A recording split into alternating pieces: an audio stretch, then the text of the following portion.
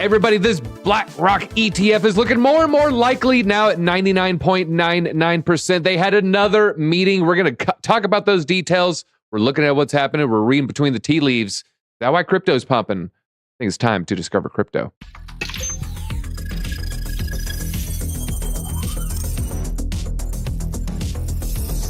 Capital flight is coming to the United States. The dollar is going to zero. And that's what makes Bitcoin so special. You have to have gone through a couple cycles to understand. Once the price is able to clear this level, the breakout is on its way.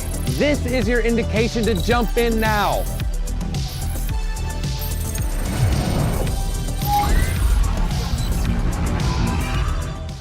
Hey, everybody. How are we all doing today? It is December 19th, 10:35 a.m., and we're going to talk about some crypto. We're going to talk about BlackRock ETF. We also got some Ethereum news. We got some bullish stuff, and we also have some political stuff with digital nomads. What country is leading the world in digital nomads? The answer might surprise you. Then you think about it, maybe it won't. We have Kelly with us today. Kelly, how are you doing? Are you in a juicy trade? I'm not in a Blofin trade right now. I'm not in a trade right now, but I am feeling a lot better. I had to take yesterday off. Something got a hold of me, and I was down and out for the count. But you know what? I'm feeling a lot better today. I'm ready to jump into some content. The markets are looking a little juicy. A lot of stuff we're going to be looking at today, so I'm looking forward to get into it. All right, I'm looking forward to get into it. I'm about to get into my Blofin right now. I got to type in. I had a long yesterday, and it just did incredibly well. But I didn't move this take profit, and it got stopped out in profit. But you know what? You can't be mad about it. No one goes broke taking profit, everybody. But let's talk about BlackRock real quick. BlackRock alters the role of Coinbase. So this is among 6 changes to the ETF filing. This was just yesterday. So this amendment is an S1 form for the iShares Bitcoin Trust, which they're calling iBit. So we revealed the ticker name. The ticker name is iBit. Too much like iPhone. Does it sound like Apple's new product? What do you think? iBit. I mean, yeah, I kind of have to wonder if they're trying to jump on some sort of familiar territory with branding there, or like I can't imagine why. Because yeah, I don't know. It's iBit. Yeah, if Apple ever got into the orthodontics game, you know, you would have the iBit, or maybe just the chattering teeth that you put on a desktop. But they introduced. All right, so what are the 6 changes we're seeing here? Prime broker to prime execution agent. This is just, you know, a background thing. This terminology used for the entity responsible for the balance. So this is a change for Coinbase. We also have market makers to Bitcoin trading counterparties. This is just another broader range of entities involved in Bitcoin trading for the ETF. So now we got more buyers. iBit ticker revealed. So we got the ticker. Basket creation changes. This is going to, you know, you can have a basket. You have part Bitcoin, part cash. We're enabling more and more investors. Bitcoin redemption changes. This is also do with, like, are you getting Bitcoin back? Or are you getting cash back? Looks like they're going with the in cash creation and redemption. So very technical changes here. And CF index risk identification here. So this is going to use the trust NAV here. So this is going to be their volatility score, essentially. So is it too risky, right? But I feel like, you know, some of the regulations they're trying to levy on or put on the crypto market, I actually think is going to go against them in the future, because it's actually making Bitcoin and the crypto ecosystem be a better marketplace, a better, safer place for investors. Because with traditional ETFs and other money products out there, the fact that they're so concerned about Bitcoin that they're putting it to this standard with the cash redemption model, as well as a lot of the other stuff that they're doing within the Bitcoin ecosystem, actually is going to make it a safer place than if you're in traditional assets. Yeah, no, speaking of traditional assets, you know, iShares is a traditional name for BlackRock, so iBit does make some sense. Bob from accounting, they're going after iBit before Apple does, to piss off Apple. If Apple did have a Bitcoin product in the future, it could potentially be called iBit there. I like Mr. Techno Goodies' take here. iBit. Does that mean it's bait for retail? Drew, what do you think of that statement? Is it bait for retail? Will the Bitcoin ETF, let's say it takes 6 months after January, it hits the market in June. Is it retail bait? No, I mean, retail is crushed. They're underwater right now, man. It's not like retail is going to make any amount of difference, in my opinion, in the next bull market. They're at all-time high for credit card debt. You know, houses cost more than they can afford. It's not going to be retail driven. I don't think it's retail bait. This is just a mechanism for the powers that be to get back in the black. So. All right, to get back in the black. All right, well, let's talk about this cash only thing. This is a pretty good breakdown from Vance Harwood, where he says, what is cash only? So cash only means the entities that use this ETF will only be able to obtain more shares by bringing cash to the table. And so you can't bring, hey, I have $1,000 worth of Bitcoin, give me $1,000 worth of iShares. You have to bring $1,000 worth of cash. The reason they want you to do that, they don't know where the Bitcoin could come from. It could be that dark, scary Bitcoin. It could be that OFAC sanctioned Bitcoin. It could be that tornado cash off Rune, Thorchain Bitcoin. They want to know it's safe Bitcoin custodied by, their surveillance agreement partner, which is Coinbase. Yeah, but I mean, going back to what I said a second ago, I think it's going to make Bitcoin be the safest marketplace in the world, especially for ETFs, because if you think about 2007, 2008 housing crisis, one of the biggest proponents of that was the fact that we were essentially packaging trash and then saying this is a good investment because it packaged together AAA, it's good to go. And in fact, all you're doing is polishing a turd. In this case, with Bitcoin, it's like, no, you actually have to put up the real asset everybody knows about, which is cash, and you're getting Bitcoin in kind. So I think this actually, as much of a hurdle as it might seem like, is actually going to be something very positive. Yeah, there's one technicality I actually kind of skimmed over. I forgot to mention. There's also the technicality of 10-minute block times. So they're using that as part of the reasoning. And sometimes a block could take an hour or 2 hours. You can check that out. So say you have one of those aberrations, you have an hour-long block time, and you got some large entity with $400 million worth of Bitcoin stuck in this transaction. So if they use cash, it's just going to be a lot easier. But they're saying the block time is one of the reasons you're seeing in cash creations versus, hey, I just give you some Bitcoin. Now give me a bunch of these iShares. Let's see, bought in Bitcoin, H4 triangle breakout. All right. Well, we do got the chart maestro with us, so maybe we'll look at that in a bit.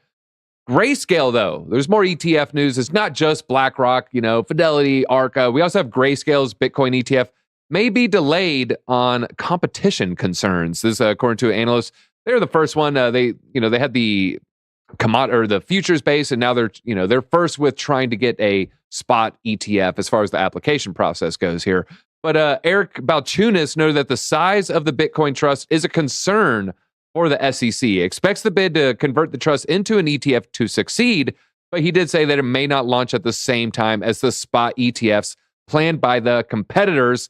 Grayscale is currently the largest Bitcoin trust company with over $26 billion in assets under management. So saying maybe it's a little too high, it might be a little bit of a delay here, but experts predict the approval and having could push the price past 100K still by the end of the year. I think this is a good segue. What is going on with Bitcoin? Are we going to see 100K in 12 months? I mean, we're green today. We're saying it's this SEC news. There's a lot of looming, levels that people are looking at. Well, what's the BitLab indicators saying? What are the levels saying? If you were to open a trade, what are you thinking here, Kelly? Well, let's pull that up. And before I do, I want to ask each and every one of you, whether you're watching this live or you're watching later, comment in the chat here in the live chat or down below. If and when the ETFs are approved, would you be adding that to your exposure? Do you have any traditional market investments, or are you all in crypto? Look at Symmetria's comment as well there. Forces taxable event in the safe. With the cash in cash versus Bitcoin. Very good point. Very, very good point. But I do think Bitcoin to iShare would be a taxable event. It's two taxable events. But yeah, it's an extra taxable event. Uncle Sam's happy about that one. Yeah, but seriously, would you all be getting any exposure to these ETFs, or would you be letting your friends and family? I'm just curious, all you out there watching, because we're all super into crypto.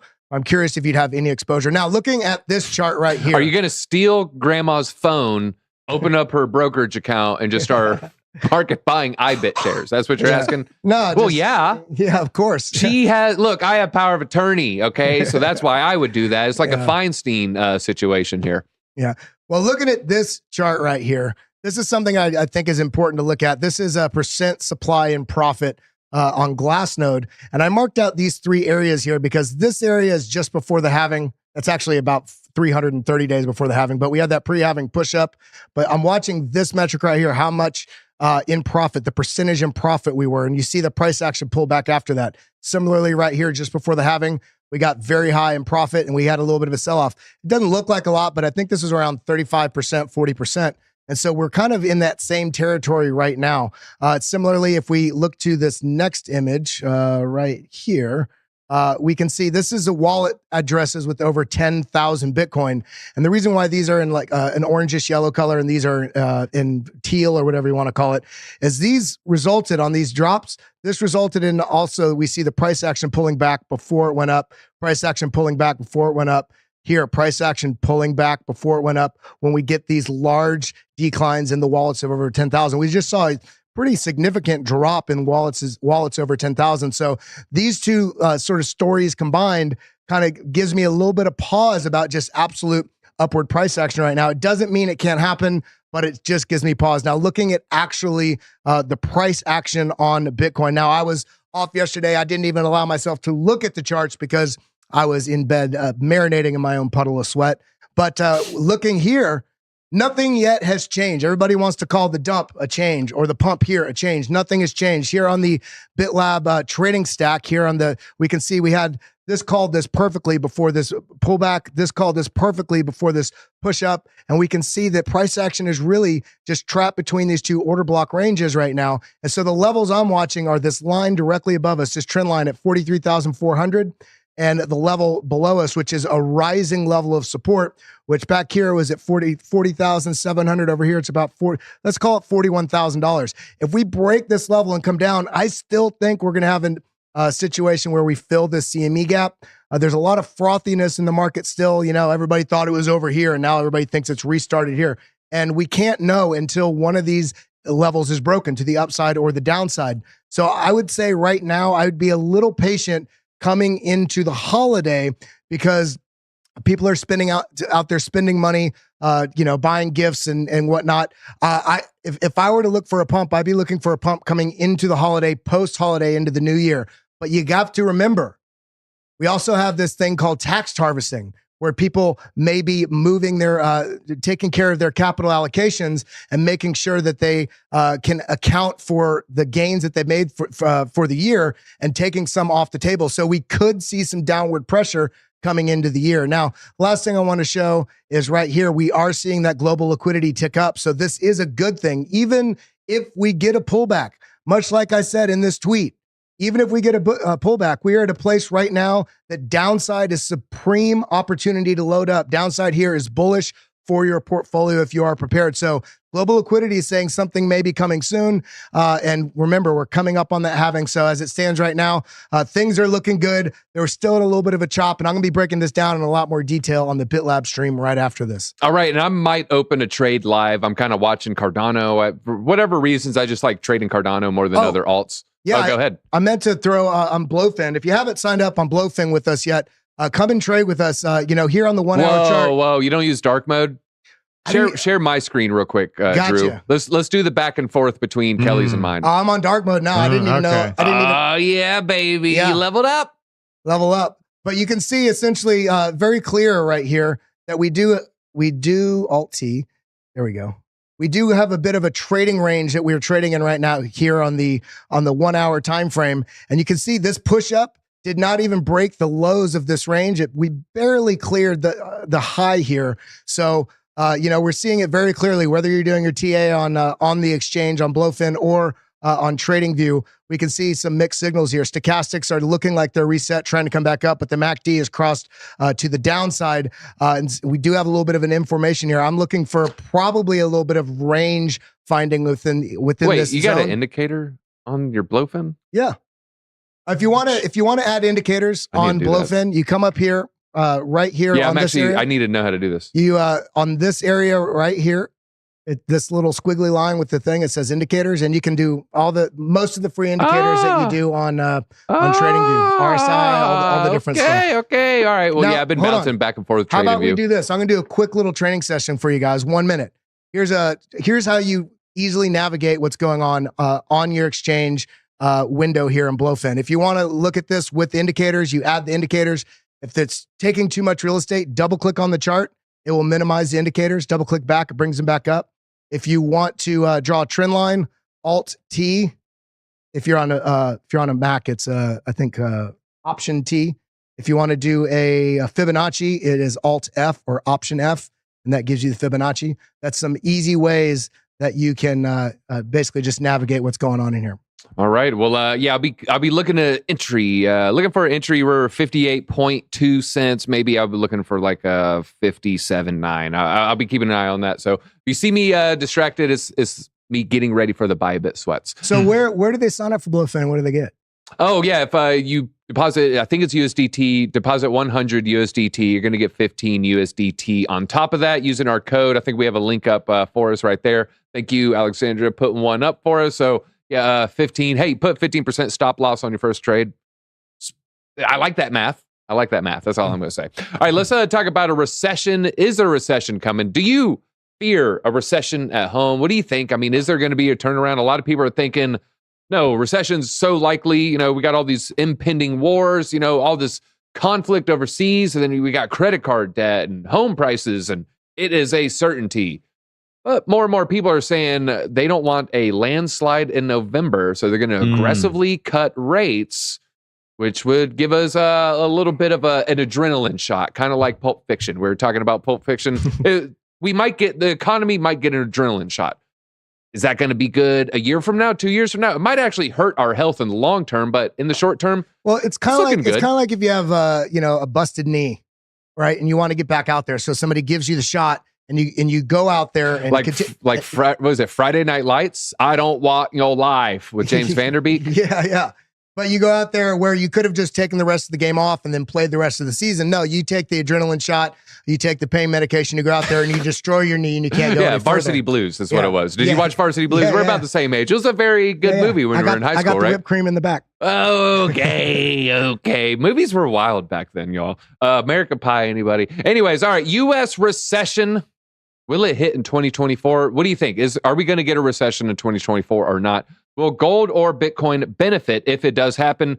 Let's look at this senior Bloomberg analyst here, and this is Mike McGlone. Usually we're talking about senior ETF analyst Eric Balchunas. Now, this is Mike McGlone. He's talking about the potential for gold and Bitcoin against a possible recession in 2024. So if we get one, what are these risky assets going to do? Well, according to him, the Bitcoin gold cross rate, which is the value of Bitcoin divided by the ounce of gold, appears to be receiving support from the rising stock market here. This could be a typical decline in risky assets during recessions. According to him, there's a close relationship between this rate and the S&P 500. The 100-week correlation between these two figures near its highest level ever at 0.32 there. All right, so we're seeing a little bit of convergence with these two numbers. Are you saying high volatility assets are typically fragile as growth contracts? That's why the relative risk for gold is lower than most stocks, giving gold the edge in a recession scenario, according to the analysts. Well, I would say I agree with that during the bad year of the 4-year cycle. And then there's 1 year where it might be a tie, but I think Bitcoin, no matter what happens, I think Bitcoin outperforms gold during the bull run years of the 4-year cycle. I mean, absolutely. On the account of how small of a market it is compared to gold and the explosive adoption rate we've all seen the graph of different things, adoption rate, like the telephone, internet, etc. And things are getting faster in those in that sort of instance. Now, in addition to that, we also see that there's a lot less monetary energy involved in Bitcoin currently. That's also part of the smaller, newer market. So I do think that we're going to see more explosive growth. And at some point, and I don't know if it's this cycle or next, at some point, I do think that, people are going to truly, I know we've floated the idea, but people are truly going to see Bitcoin as the other, the alternative to the market. And we may see a recessionary event where Bitcoin actually does outperform. I don't know if it's now, but if we look at this chart right here, the S&P 500, in the S&P 500 index, the market's getting overextended in the short term. Over 80% of S&P 500 stocks are now above their 100-day moving average.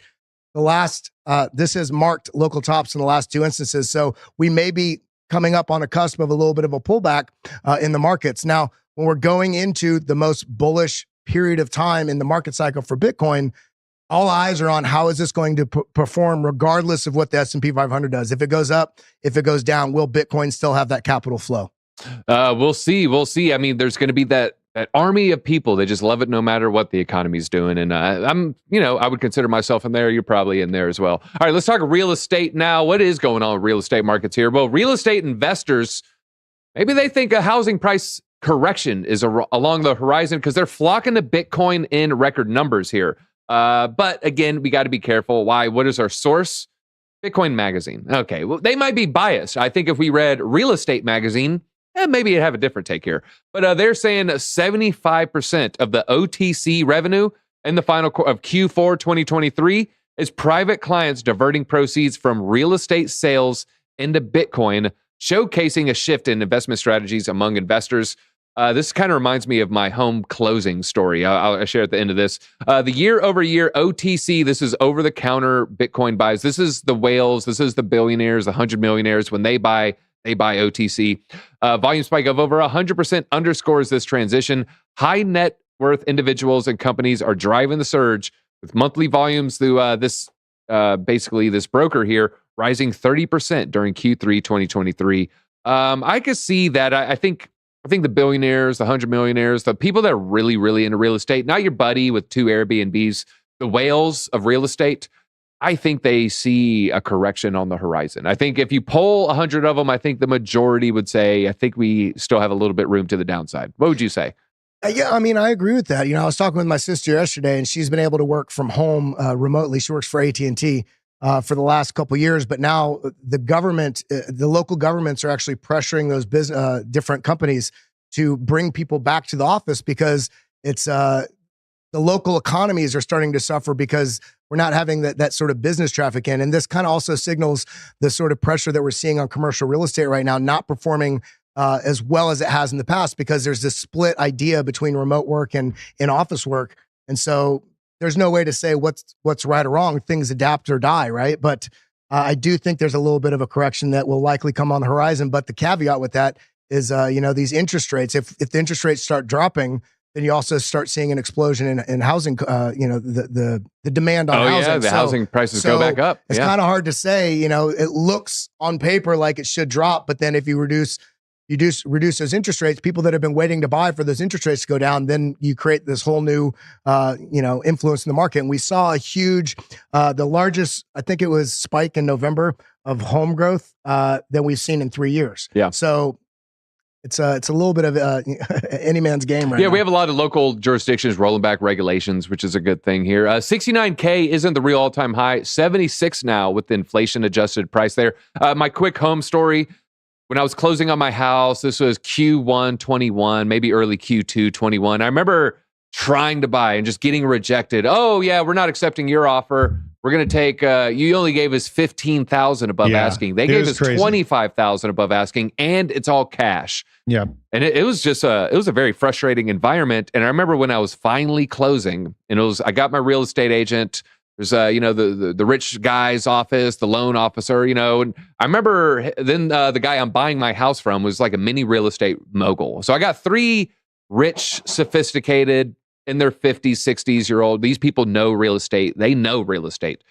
And then they all started talking about how they're all dumping their properties. And they're like, yeah, I've sold, we sold 8 of our houses in the past year. And he's like, yeah, I'm dumping all my houses. And she's like, yeah, now's not a good. I remember just looking around at their conversation like, oh, I'm retail and I'm being dumped on. Yeah, you're buying the top. I'm buying the top. But honestly, I had to get a house and I was living with Frank and Jess, Brian. I had to get out from Brian and Frank. I was living with them.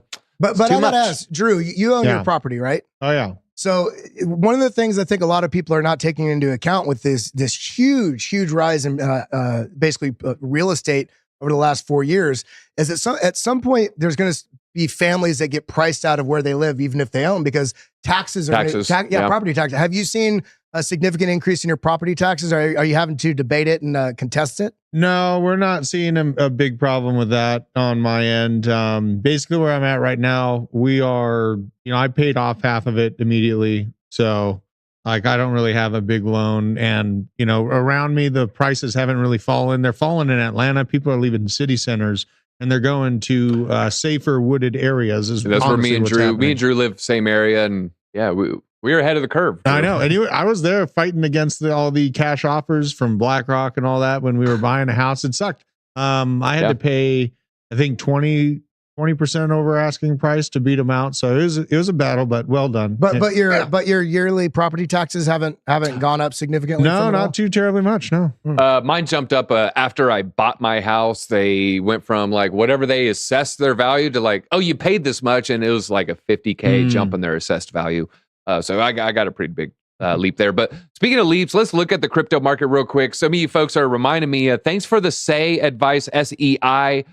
Congrats to the people who jumped in on that one. You're up 50% today. I put it in a video. I think it was the safe 10K, not the risky 10K. It was the safer 10K portfolio video. I think it was about 2-3 weeks ago. Also, BenKey. Someone, I mentioned BenKey. They almost pulled the trigger. I talked about BenKey. I, in fact, only mentioned one coin. I said, if I'm going to mention a coin, I guess it's this one, folks.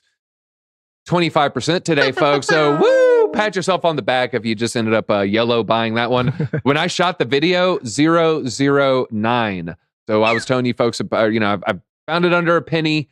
I think by the time the video came out, it jumped like right above a penny, and then now it's 2.5 cents. So congrats everybody on that one. Let's look at the markets. Bitcoin's up about 3%. Ethereum's up 1.7. BNB is up 6%. Solana was up 6%. Now it's 4.5. Cardano was about 4. Now it's about 2.5. Let's look at the big winners though. What's really exciting? What's really sexy? It's SEI is looking good, baby. 60% now almost. So that one is really, really moving. Woo! Network is up 25%. Helium, we see you out there with your Helium phones, your Saga phones. You got your free month of Helium. Congrats. We're not dogging on Helium. Just a lot of people didn't get their miners, so that was frustrating. My dad ordered too, never got them. Same. Yeah, that seems sus. Was it just the third party person though? It wasn't like he is ordering directly from Helium, right? It was like a person on eBay. To be honest, I don't know. It's probably eBay. North America. It was whatever their links Oh were, wow, but, so official. Yeah, BJ bought his off eBay, and I think it ended up being an issue there. Where's that at? Does he know? It's never coming, man. Mine, I think BJ and me were SP North America is where we got scammed out of. So that sucks. But Helium, it's coming back. That's nice to see. Injective is up near. Is nearly in the red for the week, but it is now up 12%. Put it into the green for the week. What do we have for the big scary losers? We have ICP. Again, this was an 80% pump. This is a normal decline after a 66% week there. So I wouldn't worry about ICP being the top loser right there. If anything, if you don't have ICP exposure, now you can get it for under $10. I think ICP under 10 is a pretty good deal. Then after that, under 1%, Monero and Thorchain. If you look at Monero, though, Monero is basically a stable coin. Hold on. I got to go the 1 year. For the 1 year, yeah, it just kind of trades in a range. And that's actually kind of a tight range. 180 to 140 is a very tight range for the past 12 months of altcoin. I will say that, especially not in the top 50. This is it is. It's number 30. It's 29. All right, what do we have for stories after the recession? Through the looming recession, everybody. We also have a diplomat warning about the Saudis' planned attack on the dollar. I would say that's a normal thing amongst sovereign nations that are kind of competing for financial markets. So as we all know, anytime you see this former U.S. State Department official, I just don't want to listen to him. I don't. It's always saber rattling to me. You don't want a continuation of propaganda they were taught how to instill into the public previously. Continued. People aren't ready for those truth bombs, Drew. All right, let's look at small caps here. Hold on, let me zoom a little bit. Slide to the left. U.S. small caps are trading at a historic discount. Can they rebound in 2024? The altcoins of the traditional market is what I like to call these. So they've got a huge rebound in 23, but it's better than expected performance, largely attributed to the biggest U.S. stocks. Meanwhile, these small caps are underperforming their peers. They're right now at a 30% discount. Is there any small stocks that you are a fan of? I like Bitcoin mining stocks. I like, a basket of the mining stocks, MicroStrategy, GBTC, especially. Okay. I'll pull up my Robinhood right now. Especially until that negative premium is fully closed. But for both the Bitcoin and Ethereum trust side of it. Even Caleb Franzen was posting, he was DCAing into the miners the last 2 months, and he's up 71%. When everybody was, being a critic of him 2 months ago. Now it's like, this is why you got to do your own analysis and don't worry about what the critics say. If it's your analysis and you win, It doesn't matter what other, because you might be seeing something they're not. And if you're losing, then maybe listen to those critics and adjust your analysis. All right. Speaking of analysis, I looked at Kathy Wood's analysis here, and I got in at Robinhood at $9.13, now $12.70. I wish I could share this. The last stock I bought, and I'm not saying go buy this. I'm up. Let's see. I got in at 19. I'm actually down. So, hey, there you go. Someone convinced me to just support the person. It's Palantir, Peter Thiel's company. So that's the last stock I bought. I'm not recommending buying it. That was more for voting for, just supporting a person, not so much. I think their economics are great. All right. Blockchain. Let's see. We got private credit, tokenized treasuries. Value hits combined 1.3 billion, continuing the real world asset resurgence. What to you, Kelly, is the biggest real world asset winner? Drew, same question, chat. What's the biggest winner for real world assets? To me, I'm biased. I go to Chainlink. I mean, I think Chainlink also. I think it's good because it's already been in the news. Also, integrations with Swift, and also the fact that they're partners or integrated with nearly the largest majority of crypto out there. Also, so they are the trusted Oracle project play that also does integration with cross-platform. So I think it's Chainlink.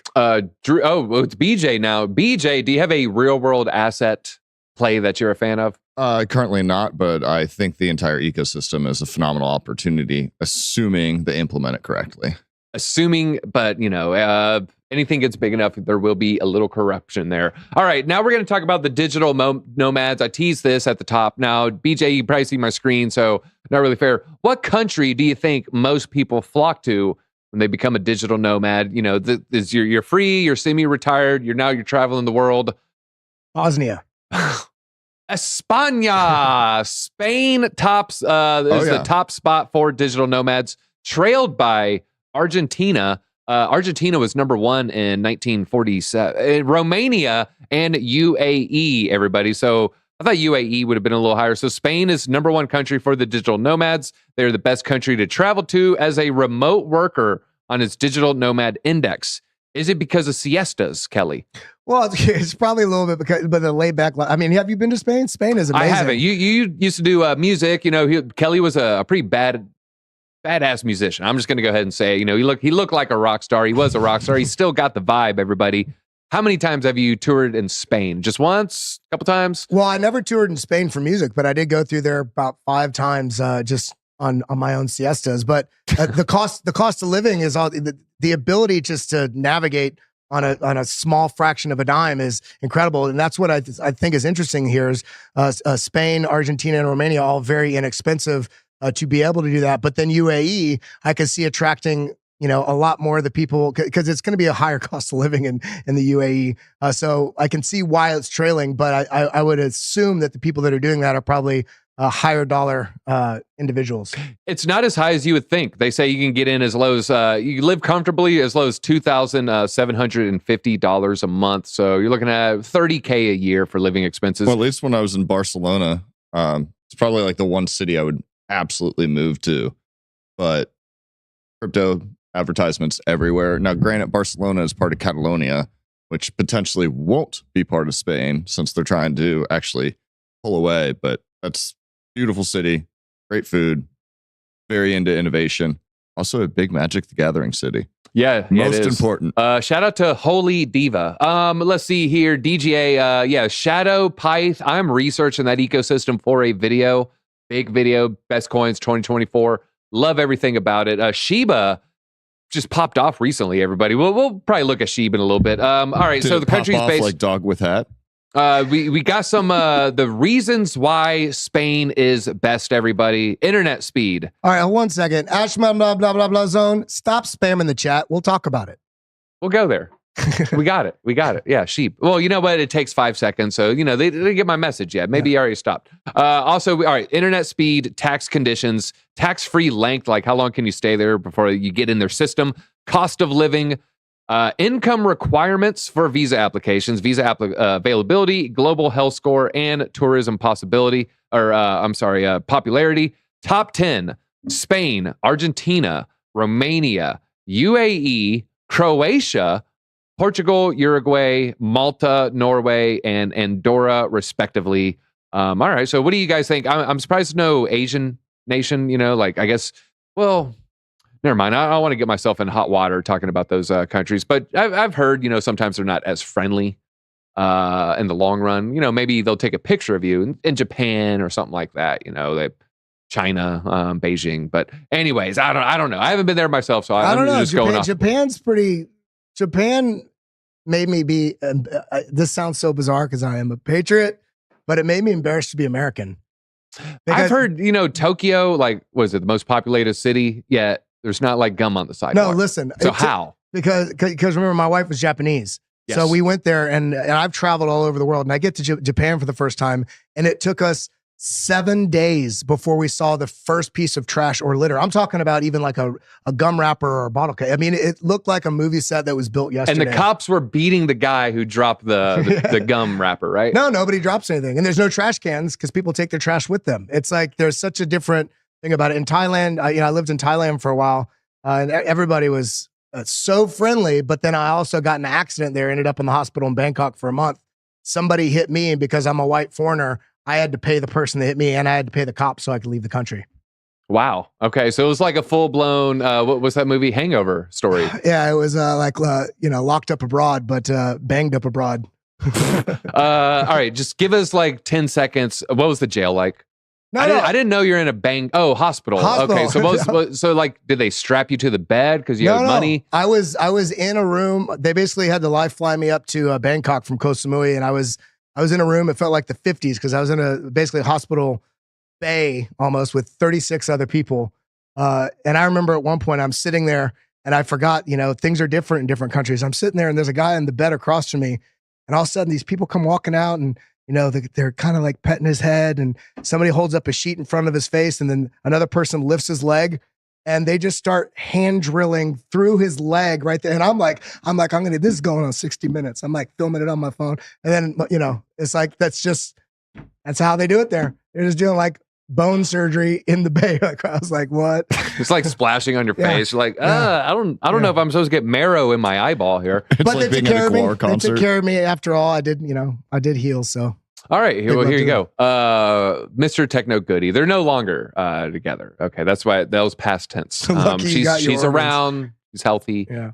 Bob from accounting saying they touch certain people's hair. I've heard that. I don't know. I guess they're like probably really friendly on the surface level, but don't marry their daughter or something. All right, but in your case, you did. All right, South Korean analysts.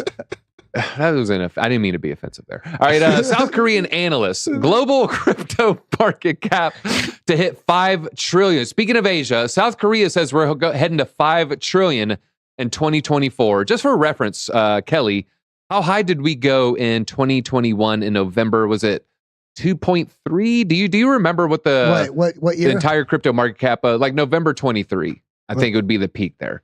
Let's see. Total market cap November 23 was, November 23? 21. I don't know why I said 23. I was like, I'm banging my there, I guess. November 21. It should be the peak. What's the peak there? What's the peak there? It's the second spike. First one's going to be April. The high was about 68,000 something. No, well, the total crypto market cap though. This is total. Oh, what do we got? I mean, what's the line there? What's that at? So I'm looking up here, OHLT. That's open, high, low, close. I'm gonna put it on the highest candle. High was 3.009 trillion. Okay, so we hit 3. Okay, so we did hit 3 trillion. All right, so they're going from 3 trillion to 4.5 trillion to maximum 5 trillion.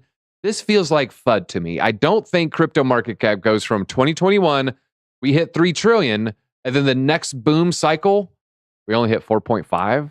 I mean, let's do a fib here. I guess this is for 2024, though. So this won't be the top for 2025. So 2024, a lot of people are predicting at the tail end of 2024, Bitcoin will rediscover all-time high. That's when it'll hit around 50 to 70K. I'm largely in agreement with that assessment there. They're saying with the altcoins, okay, now I say that number's kind of accurate. All right, so 4.5 trillion, there'll be additional value in the altcoins and stable coins. 4.5 would be the just past the 1.618 extension here on the move up. Now, I can't imagine that this would be. I can't imagine this would be the top for sure. I think in 2025 we will get somewhere between the 3.618 and 4.618, which would be between $9 and $11 trillion. And that's if we're being a little conservative. And also it's going to depend on the ETFs and all that sort of. All right, Club Grist ahead of time, fib it out. Yeah, it looks like, all right, well, now I'm like 4.5, 2024. That sounds kind of good. I do think that Q3 25 we top. I don't know if it's going to be. I think I've thrown out like September or somewhere, October. I don't know if it'll play out perfectly. I think it'll be Q3, maybe Q4, 7-ish. I'm coming in 7-ish, like 2 point something X from the previous cycle. I mean, yeah. Maybe 10. What are you saying? No, I think somewhere between 7 and 10. Okay. Yeah. All right. And well, I'm happy to be conservative on it because I would rather be conservative and have it just blow our minds away going higher than calling for, like everybody called for 100K last cycle and we got to just under 70 and it reversed. So it pays sometimes to be a little bit more conservative and then find your exit once it goes past your expectations. I did say I would mention SHIB. This was a little headline I found earlier. Tron founder Justin Sun pulled 77 billion Shiba Inu off an exchange here, following a 500 billion withdrawal there. So 577 billion SHIB from Binance. I would say this is a bullish indicator. So Justin Sun seems like he's going long on SHIB. What are your thoughts of going long on SHIB at these prices? I hear clicking. I don't know if you're pulling up a chart there. Let's see. I bought a little bag. Caleb Franzen said, hey, looks like it's a little oversold. Bought a bag. I think it did about a 2X. Then I didn't take profits. I think it kind of cooled off. And I'm on the charts. This is on the 3-day chart here. We had this long sort of descending trend line resistance that we are basically bumping up against right now, potentially breaking out. But we haven't, we made that attempt there, but came right back down. Maybe this is a retest. I'd be curious to see over the next week if we lose this and come back down. But if we do start pushing up here, I think this could have some room to run to the upside. And this would be if this does happen. This would represent about a 50% push just to get to this previous range high. Okay, I like that little 50% pump. You got $100 in it, now you got $150. That's about 5 sandwiches. All right, let's look at Wall Street. Oh no, I didn't. Oh man, did it? And remember, everybody, meme coins are fun to play in. And I'm not saying don't trade them, but it's not something that you say, oh, this is going to be my ticket to be a millionaire, and you throw your entire life savings into that. Meme coins, small coins, very high speculative risk coins with small market caps. I really want to encourage you to limit your exposure to under 5% of your total portfolio, so you don't get yourself in a position that you're trying to jump into a trend to catch up to everybody else that's been in the game for years, and then you just throw it in there and the market goes the other way and you go, I knew crypto was a scam. No, your lack of strategy was a scam. Yeah, and I had a strategy with this Cardano long. I wanted to open. I think I said 57.9. Sometimes like the markets know where you want to get in. I was wanting to get in right there on a long. It was like, nope, we're going to go right above that. And then that would have triggered it. I might try to wait for a pullback. I feel like doing a scalp long here. I don't know if it's going to, guys, who knows, scalp, very tight stop loss. Just be careful trading anything with leverage, folks. All right, let's talk about the next story here. ETH delay, everybody. We do have a little bit. SEC. All right. So yeah, SEC. Oh, sorry. SEC is back down on Ethereum being a security. I would say that's pretty bullish there. So it looks like more and more looking like it's going to be a commodity. James Seifert argues that the SEC has, through its actions, conceded it is not a security. So what are these actions that he is talking about? The silence on Ethereum and the recent actions on the asset point to it, viewing it in a different light. He's also discussed talking about Bitcoin ETFs. SEC going back to calling ETH security would mean delisting all Ethereum futures they've already consented to launch. Here's his quote. My view is that the SEC is pretty much implicated accepting ETH as a commodity at this point. They also now have approved Ethereum futures ETFs, which are squarely in their purview. And then it looks like now we have 2 coins that are commodities. Gary Gensler, they're pretty comfortable saying Bitcoin's a commodity. They're not comfortable saying anything else is a commodity. Looks like Ethereum's number 2. Any predictions, chat, for what would the number 3 coin be? I think a lot of people might say it's XRP. I think a lot of people say XRP. Maybe a lot of people say Solana. Cardano with his launch, but it was in Japan. I don't know. It's a tough conversation there, but we'll see if anyone ends up getting it there. All right, let's see. I shorted ETH on a Friday. Peter, is that a new ticker? iShort? iShort. Like we got iBit, we got iShort. Yeah, iShort. Only for people that aren't average American male height and higher. All right, Peter Brandt admits he's saying $650 ETH soon. What are your thoughts on that bold short proclamation? I mean, that's a pretty soon. I mean, for a $650 it's going down. ETH, that would probably mark for, a pretty significant, that'd be a pretty big pullback pre-halving for Bitcoin. So I don't see this. All right, look up and to the right there, or up until up and to the right for the camera. Look out! There he goes. It's going down. Here he goes. That's a security. Can I pick his nose? Maybe pretty close there. Hold on. All right, this is just so entertaining stuff here, folks, but this is what we do. All right, that was for the 3 people that enjoyed that. Well, he's been in the business since the 70s, and he frequently shares crypto price predictions with his almost 750,000 followers there, and he's got a gloomy prediction here. Call me crazy. I guess it does have to hit 1,000 first, but then $650. And he's saying it's a rising wedge and a falling wedge, reversal patterns, not patterns. And when they're complete, it's going to go down in the opposite direction. So did he short it? He admitted he shorted it last Friday. So we got a big shorter in the lurking around. What are we going to do? Are we going to just all market buy it and close them out? I don't know. So I think this is all right. So what's he looking at? Probably like the daily there. Yeah, let's see. I'm looking at the 8 hour here. He is right. There is a bit of a rising wedge here. It already had a deviation to the downside, come back inside of it. I think if this does come down, I don't think this is going to be something that breaks all the way down into 650. I think there's plenty of different supports and lows below us. I don't see 650 unless the entire market really takes a massive downside turn. All right. Well, you know what? This is what I think. So pull up my screen real quick. This is him. He's looking at his charts and he's like, I don't know the number. 68% of the time it goes to the downside. Is she? Feels like a 32 to me. Feels like that 32%. That I wouldn't bet on it going to 650. Does it fall out of this channel, then maybe go up? Sure. I wouldn't be betting ETH at these levels though. Sure. Maybe I think 1,800 would be the next strong support. What would you say? 2,000 is a psychological level. It goes below 2,000. What's its next level? 2,000, is kind of a level I'd really be watching. If we lost that, there is, this box that we have. Where's my box? There's what's in the box? What's in the box? Yeah, down here, that 1,800 sort of zone where we had all these lows. We also have this. But if we lose that, then down here in the 1,500s, I think there's something major going on in the market if we lose 1,500. So I'll just leave it there. If we get there, we can look at lower. Andrew Serrano lost 17,000 in Celsius earn. I feel sorry for you, man. I lost 2 ETH, like 6,000 at the time. Still waiting for the settlement. I don't want to give up. What do you guys think I should start? Who do you guys think I should start buying again? We're putting out a lot of videos.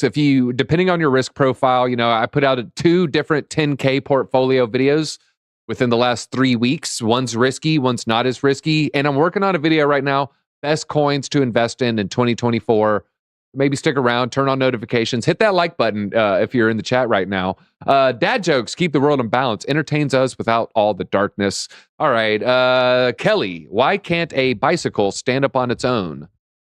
Why? Because it's too tired. Oh. Easy. All right, I'm sorry, Confucius folks. say man who stand on toilet is high. Did you know koalas aren't bears? They lack the qualifications. Okay, I'll see myself out. That was good. Wow. All right. Let's talk about Avalanche since, I was going to say some snow blindness joke, but it doesn't really match. Massa partners with Avalanche to launch its ZK data network. So we got more Avalanche news. Check out the Avalanche video we posted 5-6 days ago. I'm actually going to post it on X. BJ wasn't here, and I literally spent like 2 hours messing around with my OBS audio settings. It was a whole thing, but I'm finally going to post that on X. Folks, that's why you're watching on YouTube. We have the breaking news here. You get the videos ahead of everybody. You get the membership views or Q&As on Friday. You get to hang out in the Discord. You're seeing our live calls, our live trades. they've been pretty good lately. X, hey, they're getting it like 5 days late. So go ahead, turn on those notifications, everybody. I shared twice on X and once on Facebook. Want me to share on Q? All 700 press here. We reached NFT 111. One is speaking the truth there. Hit that like button, everybody. All right. How do you feel about Celestia? Milky Way rolls out Celestia liquid staking protocol on Osmosis. I'm doing a video right now. I'm looking at the Cosmos ecosystem, everything that's in that ecosystem. Celestia kind of comes from that, and some big winners. I'm looking at what are the look. I'll say this: Tia probably going to be in that 2024 video. What are your thoughts? It's going to be in the L1 section. I mean, looking at it on the chart, it just looks like it's up and to the right with some small corrections. And I think what if it was just their planning and understanding the market or not, or just coincidence, I think it has more to do with them understanding the market when they launched and where we're at right now is, this has performed incredibly. This is something I would definitely DCA into. I wouldn't just go leverage long at the moment because I think this is going to perform on spot like you would on leverage. I mean, look at this. This is 500% up just in a matter of a couple months. So that was actually my last purchase was I had 100. I just had some USDC floating on the account there, $126. I ended up just buying Tia. It was $12. I got right under 10 of them. So I don't know. I can look what the exact amount is. I have 10.4 just because I had dust. Some might say, oh, that's not dust. I had $100 floating around on Coinbase. And I was like, what the heck is it sitting there as USDC? Doing the research for the video, and I really, really wanted to get some TS. Saw I could buy it on Coinbase. Pulled up Coinbase. I saw I had $100. So I was like, all right, just market bought 10 of them. So, but speaking of Celestia, Mana Pacific adopts Celestia, embraces native Ethereum yield. This is the first L2 to transition to TF4 data availability. That might pop harder than Tia. So I'll look at both of these. Maybe Manta makes it. I was also looking at Manta as well. This guy who co-founded POX Labs, I think, is developing Mana Network. Started talking with the team in Q1 2023 after he learned that they're working on an OP stack integration, Optimism stack integration, which timed out well with the launch plans. I'm also think OP is a pretty good buy. It seems like more people are building with OP than ARB. Then there's Base, and Base might come in. You know, I'm talking about like infrastructure L2s. So it's probably in the weeds a little much here. Algorand has a fork. How do you feel about that? How do you feel about Algorand?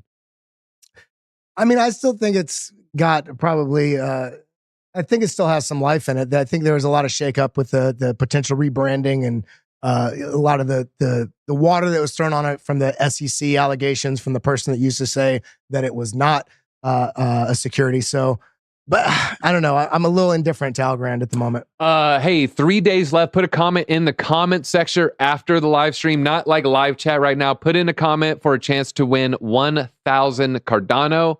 Everybody, the last winner did not claim it. And so right now we're picking a new winner. We said the name. I feel bad. I can't remember that person's name. It's some weird name, sounded like a bot. So hey, we're giving away 1,000 Cardano. All you got to do, leave a comment in the section below. We're going to be picking a winner, I think Friday. Also, why did the toilet paper roll down the hill? Why did the toilet paper roll down the hill? Why is that, DZ? To get to the bottom. Oh. Okay, all right. Algorand fork, Voy, I think, tries a blockchain reboot. So if you're into that, so that might be a little bit of a spike there. I don't think Algorand is going to get any kind of pump from this news, however, because it's like a fork's doing something here. All right, Bitcoin here, layer stack sets record with 10,000 transactions in a single block. So you're seeing all these expensive gas fees, expensive Bitcoin transaction fees.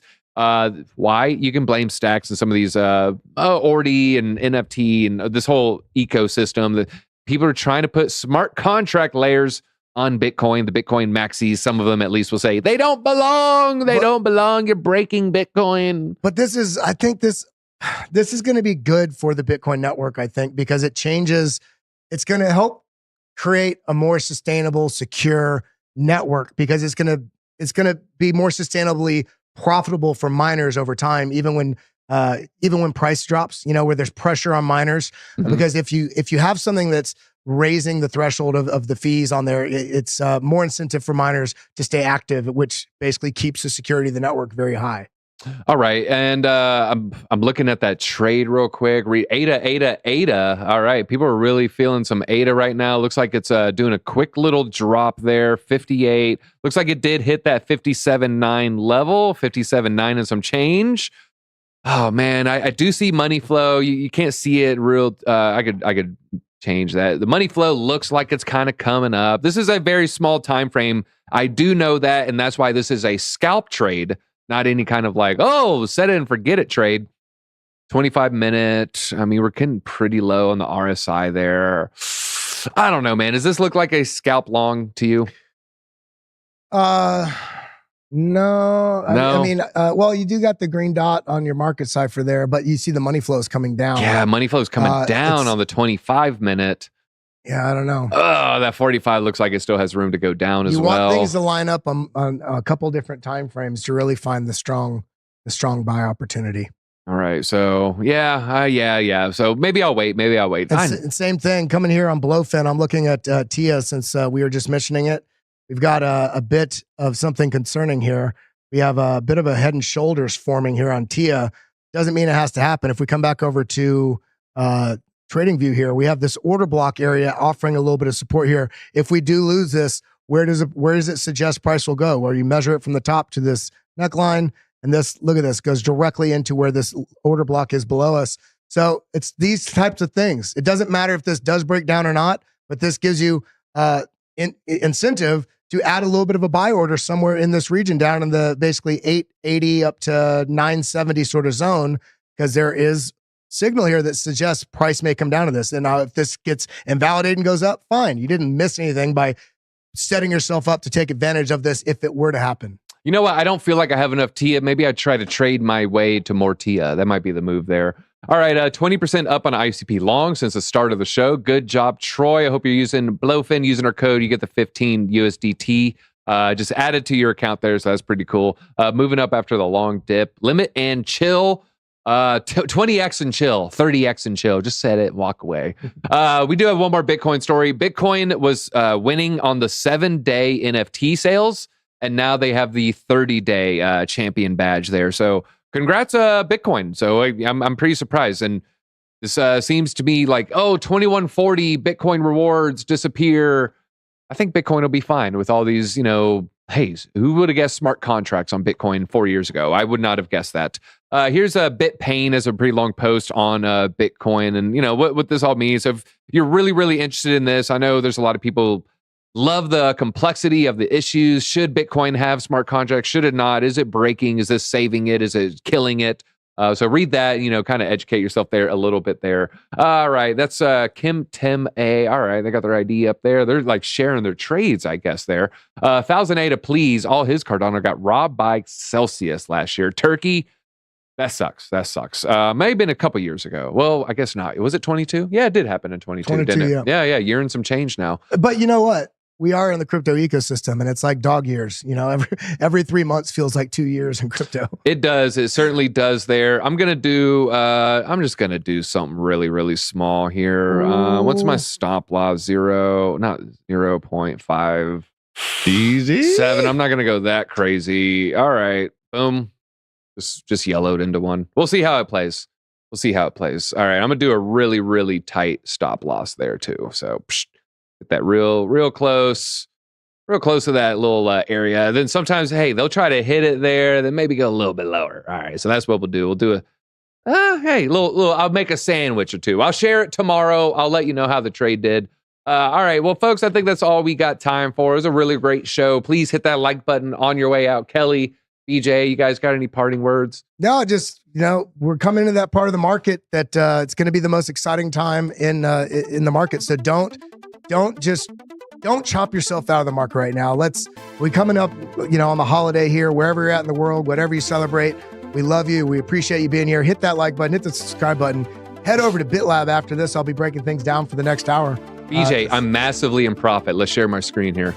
Oh, what you bought with? Hurry. Okay, Hurry. fine. Share it. I'm sharing. Oh my God, dude, it was literally $1.70 in the green. You took you knew what you were doing. I did. You knew what you were doing.